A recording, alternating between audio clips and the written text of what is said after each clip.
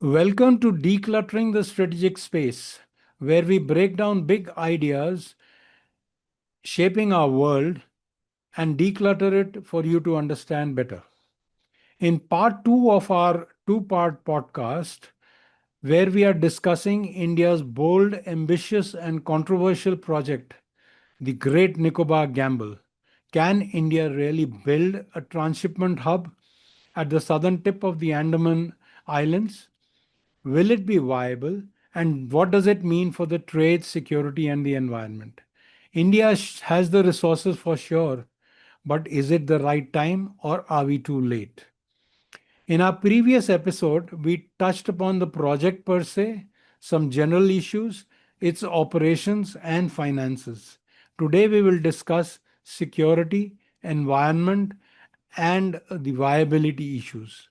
With me, as usual, is my friend and colleague, Commodore Venugopal, a maritime strategy expert. To operate a port, you required skilled labor. And Yeah. I don't think there is any skilled labor in, or rather, there is no labor in the Great Nicobar Island, not in the ANN Islands anyway. So I believe that all this labor will come, port operators, etc., will all come from the mainland. So, do you think we need a township for that? People going to be living there? Yes, of Certainly course. not for 10, 15 years. People will not be living there to send their children to school, etc. All you may require is bachelor Uh, accommodation. During the construction phase of the port and allied facilities, there is definitely a need for all support facilities to allow unhindered work on the project, which means fair amount of investment has to also go into that direction. Yeah. Sure, I agree. But what I mean is that, the labor will be coming maybe 2 weeks, 3 weeks, or 4 weeks, work over here, go back, replaced by another lot of people. That will also impact on the efficiency. I don't think it will be such a, hunky dory kind of a situation where labor is available and port can work as efficiently as we expect it to work. As you mentioned, 4 million TUs per annum comes to about 11,000 containers every day, 450 containers per hour. That requires huge amount of efficiency. But tell me, which ports, as we discussed, Galathea Bay will be competing with Port Kelang, Colombo, and Port Kelang. Do you think it will be possible for us to divert traffic here? See, the kind of port efficiency in Singapore, Colombo, Kelang is established. Okay. Now, for example, Singapore handles about 40 million TEU containers every year, and out of which 465,000 TEUs are India-bound containers. Mhm. Colombo handles about 2.5 million TEU of Indian containers. Kelang handles about 240,000 TEUs of Indian containers. So these are the ports which are well established, and they have a kind of user-friendly systems, low port costs, better efficiency, automated systems. In addition to these ports that I mentioned, Kelang is also investing in a satellite port, Karni Ka- Island port. Kari Now, Island. this Kari Island port intended to again augment the capacity of Port Kelang. Incidentally, our business house, Adani Business House, is also part of the collaborators Mhm. for the Kari Island In fact, it is one of the main collaborators, and main containers. yeah, Yeah. and it's handling by 2060. It will be handling 36 million TEUs of containers. In the first phase, 9 Yeah. million, which is all more than double the capacity of Galathea port. And the first phase is going to be completed by 2030. 2030, yeah, That is the kind of speed of execution what is happening in in that port. yeah. So all these things are basically not good signs as far as the Our our proposal is container concerned. terminal at Yeah, Galathea Bay is concerned. I agree with you. I agree with you there. So it's going to be a tough going for our port when it comes up. Yeah. Now, Kapil, what infrastructure is planned beyond the port in this? I think we covered a bit of Yeah, it, I but think you then you mentioned have that any more detail? there'll be an airport which will be 4 kilometers long, so it can operate bigger aircraft. And as far as the Navy is concerned, it can operate the P8I, but it'll require a lot of facilities at the airport to operate the bigger aircraft. Like fuel itself is one of the important ingredients, and the fuel has to come from mainland. There is no refinery as such. Then there'll be the roads, there'll be a power station, there'll be a township. I feel one of the most important and time consuming items is the internet connectivity, because for a port handling containers transshipment, the connectivity to the world is very important. The considering the current kind of connectivity that exists in the Andaman Nicobar, it needs to be increased multiple times, and it requires a submarine cable to be laid to connect the port. And so that I think is a very important and inexpensive part of. Now, how feasible it is to build this kind of huge infrastructure in a remote island like the Andamans, far from the mainland? Everything has to come from the mainland. The cement has to come from the mainland. The steel has to come from the mainland. The labor has to come from the mainland. Everything has to come from the mainland to construct. And as you mentioned earlier, 2.5 to 3 times, so 3.5 times the cost of what it would take to construct a similar facility in mainland, it would be the cost of constructing a facility here. It's going to be a challenge, but I'm sure the challenge can be taken up. We are a country which takes up challenges very well, and therefore it can be done. But it's going to be a tough call. And as you mentioned earlier, the time of 2028 is a very ambitious time period. Okay, consider that the port is developed with full infrastructure. Would this hub be viable commercially and operationally to ships in transit? It's It's a difficult question. very difficult. We are aiming to target 4 million containers annually. 4 million containers turns out to 460, 450 containers per hour. Singapore handles about what, 250, 300 containers per hour, and we are looking at 450 containers per hour, which is a huge. And if we are unable to handle this kind of traffic, we will not be able to have return on our investment. So therefore, it's going to be a big challenge.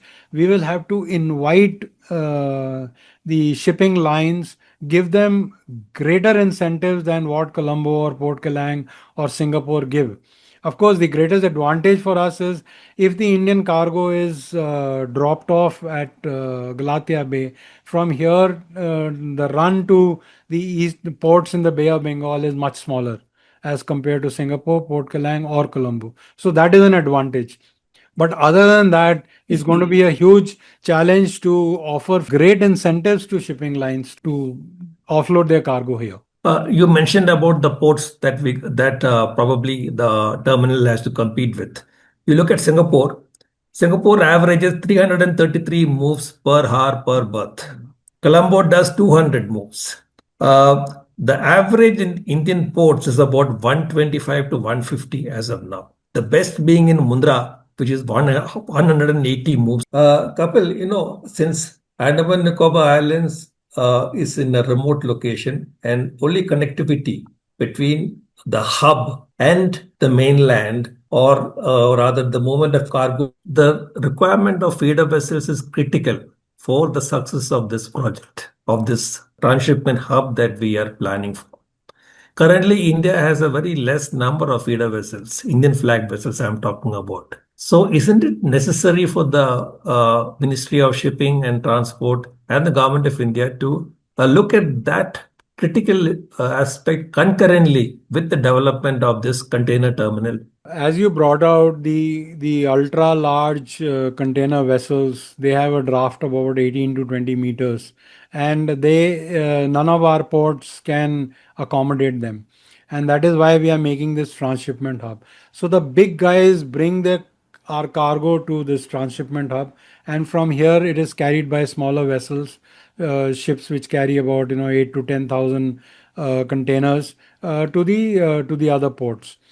Now, so therefore, as you brought out, feeder vessels are very important, and our shipping companies have stopped investing in these kind of ships. Most of our companies are now, our shipyards are building only tugs and support vessels which support our offshore oil facilities, and not many ships are being built in India. But yes, we need to do something. Government has done something. They have given some incentives to shipyards to start building ships in India, so that the cost of the shipping line for constructing a ship comes down. But I think ships are available cheaper in foreign shipyards than in Indian shipyard. So feeder vessels are required. I think in the next 4 years or 4.5 years, our shipping companies must invest money in getting feeder vessels. And if you are talking of 3 million to 4 million annually, if you are talking of that kind of a container traffic to be carried to our ports, then that requires a lot of ships. It's pure mathematics. If you're carrying 8 to 10,000 containers in one ship and you got 4 million containers to carry, you can work out how many feeders are required in terms of distance from ports, and it's pure mathematics. But feeders are required. There is no doubt on that. See, there's a lot of talk on the environmental concerns regarding this project. So, what is the current status? How much progress have we made on this, or have we done enough due diligence to nullify this aspect? Yeah, as far as environmental clearance is concerned, all kinds of clearance have been accorded. The unfortunate part is that it was all accorded in a hurry. And when it was accorded in a hurry, that means, that due diligence has not been done properly. You need to protect. Unfortunately, the where the port is to be made is where the hatching of these eggs take place.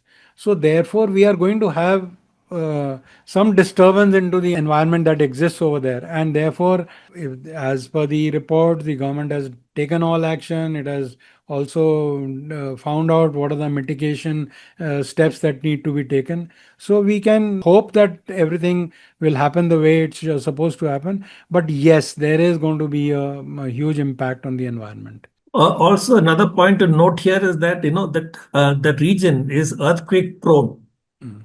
and so enough information is required, or rather, enough analysis is required before going about with this project. Yeah, true. As you know, when we had Earthquake the and the tsunami, the resulting last tsunamis. tsunami that occurred over there, it virtually, ruined the entire southern part of the island. So therefore, it requires a little study and consideration. But tell me, what are the aspects that could derail this project? There's a lot of talk about, See, not being viable, etc. So what are the aspects that could derail this project? one is the environmental factor, which I mentioned. You mentioned part of it, the deforestation issue, earthquake and tsunamis.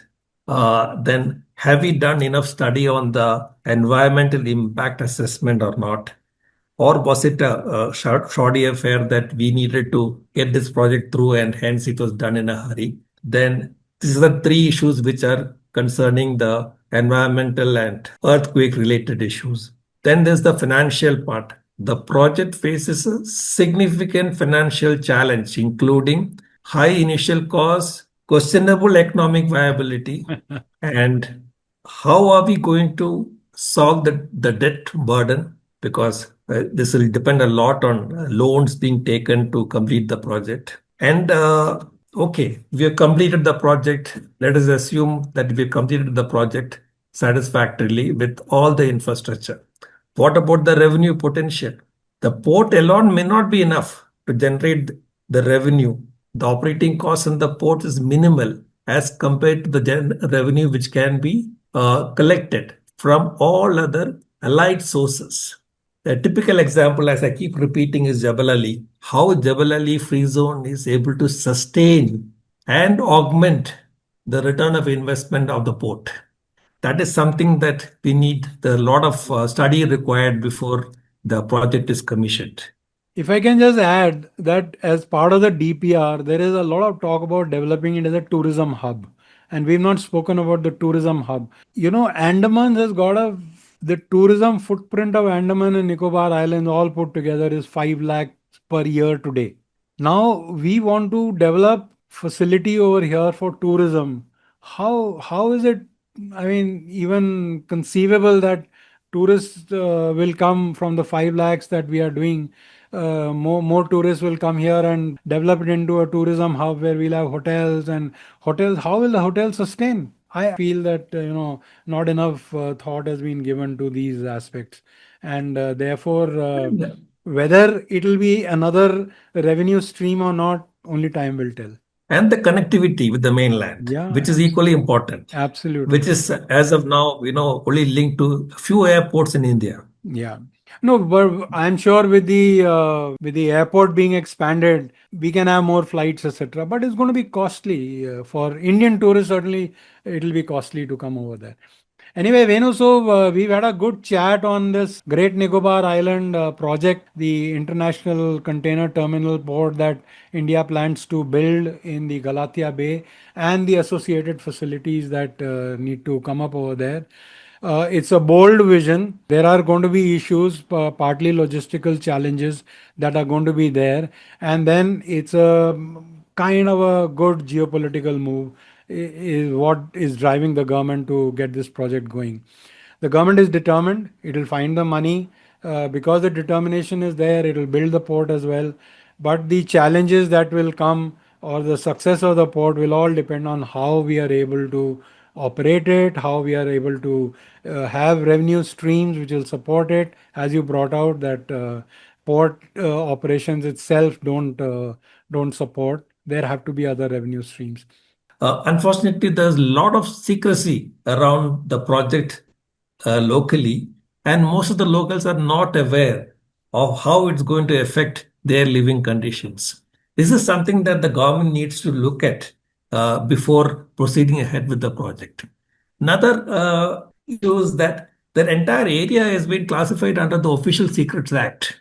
With the result, journalists, agencies who want to, get information about the project are not allowed to go there.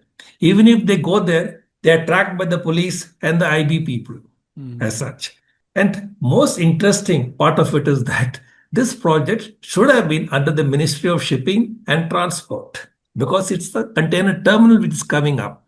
But in our scheme of things, it is coming under the Home Ministry, which is most surprising to me. Anyway, thank you very much, Venu, for your insights on the Galathea port. The Great Nicobar project is a bold vision by the government. It is got some logistical issues which will need to be addressed, and but it's a good geopolitical move. And I do hope that the determination with which the government is taking up this project, as you mentioned, it is under the Ministry of Home and not under the Ministry of Shipping. So it's more of a a security related project rather than a shipping project. But let us hope that the project is a success and we are able to see a good port developing over there. In the meanwhile, keep watching our podcasts every 10 days that we push out, where we try and declutter the strategic space and bring issues to you for your understanding. If you like our podcast, do like it, do share it, and do subscribe to our channel, Decluttering the Strategic Space.